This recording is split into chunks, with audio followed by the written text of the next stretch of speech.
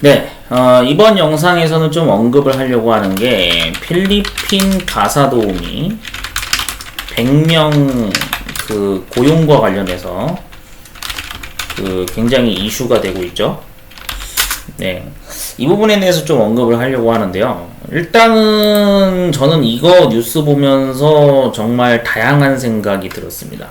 어떤 생각이 들었냐면은 이게 우리 사회에 직접적으로나 간접적으로 분명히 영향을 주는 부분이 크게 작용을 할 거라는 생각이 들어서 몇 가지 좀 언급을 해보고자 합니다. 예측 시나리오입니다. 첫 번째 문제는 뭐가 일단 좀 영향이 받을 수 있을 것 같냐면 마약 문제. 예, 지금 한국은 되게 마약으로 시끄럽잖아요. 거기다가 또 인식이 어떻게 돼 있습니까? 외국인이 들어오면 들어올수록 또 이것도 마약 거래 때문에 또 문제 생기는 거 아니야? 뭐 이런 걱정이 일어날 수도 있어요. 네, 어디까지나 예상이지만 충분히 일어날 수 있는 예측 시나리오죠. 자, 두 번째 시나리오는 저는 또 뭐 어떤 일이 벌어질 거라는 생각이 드냐면 이 외국인 가사도우미를 이제 고용했을 때 최저시급으로 한다 그랬잖아요. 근데 이게 또 문제가 뭐냐면 이제 불법 취업으로 또 이어질 가능성이 높아요. 왜냐면 법무부가 이 100명을 제대로 관리를 한다는 보장이 없잖아. 맞죠? 정부기관에 대한 신뢰도가 우리는 굉장히 낮죠.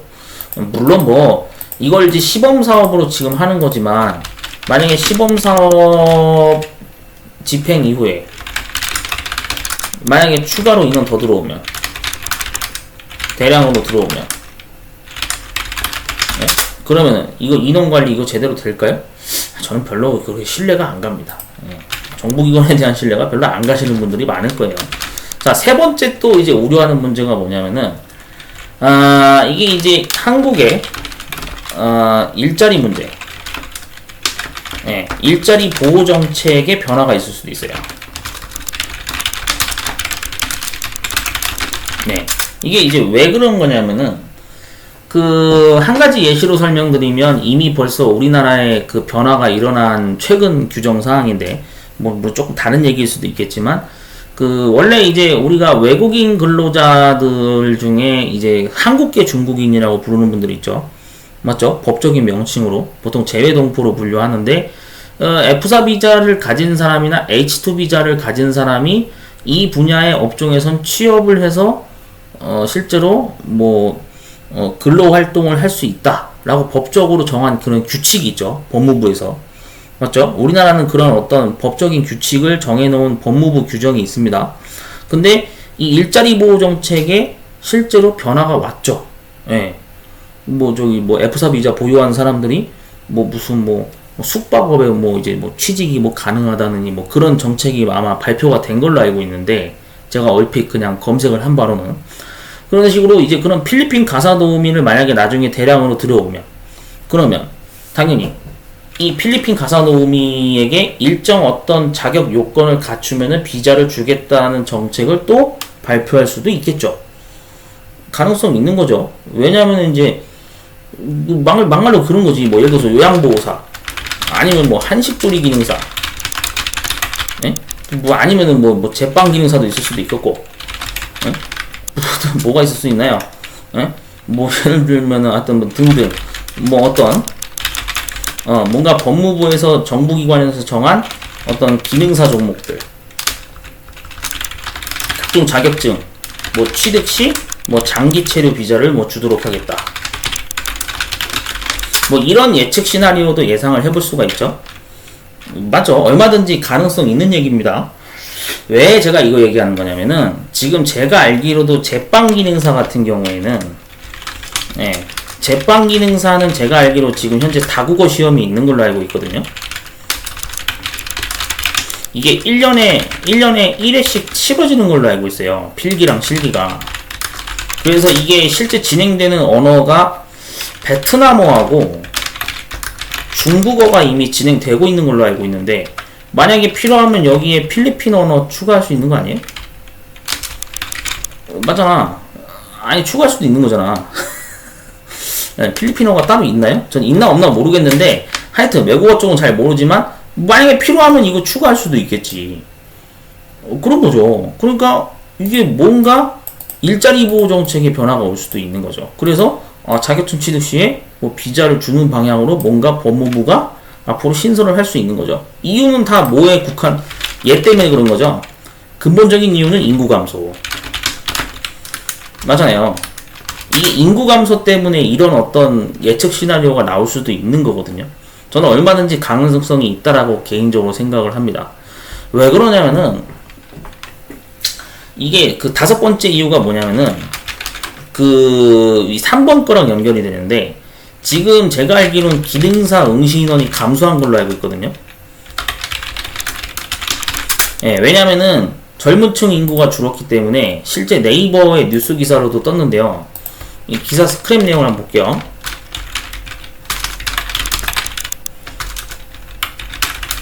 자, 기능사 응시 인원이 감소했다라는 뉴스 기사가 떴습니다. 23년 6월 22일 날. 이 날짜로 해서 그때 떴던 기사가 뭐였냐면 여기에요. 기능사 응시 인원이 줄었다.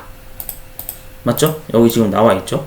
그러니까 이게 여러분들 이것도 있지만, 예. 그 다음에 이 정보와 관련 자격증 가산점 폐지 등으로 해서 뭐 정보 처리 기능사가 뭐 응시 인원이 줄은 것도 실제로 있고 하는데, 근데 중요한 거는 문제가 뭐냐면 기능사가 응시가 감소했다고 해서 정부기관 측에서 이 자격증을 폐지할까요? 예? 그대로 그냥 손 놓고 그냥, 예? 인원 감소한 채로 그냥 폐지 수순으로 갈까요? 예? 이거에 대해서 물음표를 가져야겠죠? 절대 그럴 리가 없죠. 왜냐? 정부기관에서의 핵심적인 역할은 자기들 실적을 올리려면 어떻게 해야 돼요?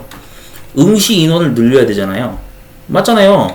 정부기관 측에서는 기능사 응시 인원을 늘려야 자기들 돈도 많이 벌고 그 기관의 실적도 올라가는 거잖아.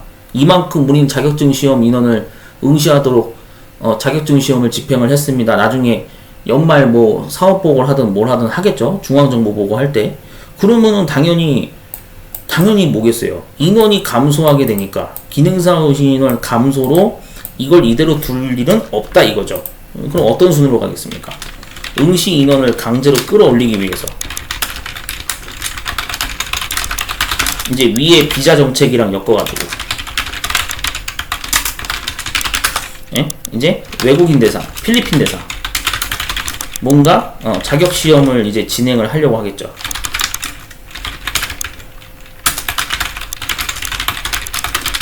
맞죠? 이런 가능성도 고려를 할 수도 있는 거예요. 예, 지금 앞으로 사회가 급변하는 사회로 변하기 때문에 인구 감소로 인해서 이런 일이 벌어질 수도 있어요. 이게 그냥 허무한 소리다라고 생각하실 수도 있겠지만 저는 내심 이런 생각이 들었어요. 진짜로. 예, 법무부가 여러분들 정부기관을 되게 순진하게 바라보면 안 되죠. 예, 이쯤 되면 이제 저 한국에서 좀 그래도 한 10년, 20년 지내셨으면은 대충 뭐 돌아가는 상황 판단이나 이런 거 예측하시는 분들 뭐 많잖아요. 예, 아마 제 얘기에 공감하시는 분들도 많을 거란 생각이 드는데, 이미 제가 알기로는 그 F4 비자라는 제도를 통해서 그 한국계 중국인이라고 부르죠. 법적인 명칭으로 재외동포 대상으로 해서 F4 비자 취득 그 발급 목적으로 기능사를 시행을 했단 말이죠. 그런 사례가 있기 때문에 지금 이 전초전이라고 봐야 돼요. 필리핀 가사도우미 100명 고용한 다음에 일정 시범사업 진행 기간이 끝난 이후에 만약에 추가로 인원이 대량으로 더 들어오면, 그럼 그 인원을 관리를 할 수 있는 합법적인 어떤 제도가 받쳐줘야 된다라고 생각을 하겠죠. 정보기관에서는. 그럼 어떻게 하겠어요? 당연히 이런 걸로 엮을 수 있겠지. 얼마든지. 전혀 생뚱맞은 얘기는 아닐 거라고 저는 생각이 듭니다. 하여튼 뭔가 이런 식으로 정책을 이끌고 갈 가능성이 있기 때문에, 그러니까 이게 여러분들, 그래서 제가 계속 강조드리는 거지만, 이 기능사가 단순히 한국 사람만 응시하는 자격증이다라고 생각하시면 안 돼요. 이쪽 관련해서 잘 모르시는 분들도 있기 때문에 제가 설명을 좀 자세히 드리자면, 나중에 진짜 이게 만약에 필리핀 외국인이 만약에 늘고 어떤 다른 국가 외국인이 늘어가지고 이제 관련 산업 분야에서 만약에 일자리에 외국인이 투입이 되잖아요. 그럼 진짜로 이거 기능사 이제 준비하는 인원이 외국인도 생긴다니까? 진짜요. 그게 전혀 불가능한 얘기는 아니야. 있을 수도 있는 얘기예요. 그러니까 여러분들 그거를 잘 알고 계셔야 돼. 이게 어떤 기능사 종목으로 이걸 유도할지는 뭐 차후 지켜봐야겠지만, 이 기능사 응시인원이 감소했다 그래서 한국산업인력공단이 그냥 넉넉히 앉아있거나 고용노동부가 그냥 가만히 있을 기관은 아닙니다. 그거는 알고 계세요. 예, 분명히 뭔가 잔머리를 또 굴려서 예, 또 자기들이 어떻게든 응시인원을 끌어올리기 위한 기발한 정책을 또 아이디어로 내놓을 수도 있어요. 예, 그러니까 그래서 여러분들 지금 어떻게 해야 되냐면은 1년이라도 빨리 예, 앞으로 급변하는 어떤 법적인 정책이 뭐가 쏟아져 나올지 모르기 때문에 기능사를 그래서 하루라도 빨리빨리 준비하시라고 제가 말씀드리는 겁니다. 물론 뭐 기능사가 아니더라도 상위 등급에 있는 산업기사나 기사를 부지런히 준비하시는 것도 맞는 방법이긴 해요. 그래서 확실한 거는 앞으로 이제 경쟁을 해야 되는 이제 이 대상이 늘어나게 됐다 이 뜻입니다. 예, 이제 필리핀 사람들하고도 경쟁해야 돼. 어우, 피곤해지죠? 예, 더군다나 필리핀 사람들은 또 영어도 잘할 거 아니야. 으아, 나 영어 못하는데. 아유, 큰일 났네. 예. 아무튼, 예, 뭔가 그런 정책이 있을 겁니다. 그래서 우리가 이런 어떤 뉴스 기사를 접하잖아요. 그러면은 정말로 이런 다양한 걱정거리가 생길 수가 있어요. 그래서 한번 이 부분에 대해서 제가 언급을 해보자 이번에 영상을 남겼습니다. 뭐 제 의견에 동의를 하는 부분도 있고 동의를 못 하시는 부분도 있겠지만 그 외에도 여러분들이 생각하는 다양한 생각을 댓글로 남겨주시면 좋을 것 같아요. 그럼 참고가 될 것 같습니다. 서로. 자, 아무튼 저는 다음에 다른 영상으로 또 찾아뵙도록 할게요.